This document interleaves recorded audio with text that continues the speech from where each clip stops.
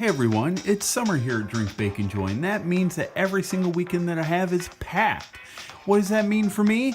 Well, that means that I don't have time to make myself a cocktail or you a cocktail. But I thought I'd educate you on some wine. First off, you need a wine with a screw cap. Why a screw cap? Because it's 2018, not 1918, and corks are lame. Ain't nobody got time for corks. Secondly, you want a wine that you like.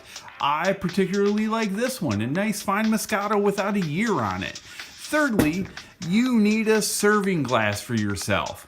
You know, maybe something like this that serves a 1. And fourthly, you need to aerate your wine before you serve it to yourself. So let's do that. And while we're doing this, let's talk about the bounties of wine. Wine is everywhere. Wine is cheap. Wine is awesome. Everybody likes wine. So, you know, serve yourself some. Cheers.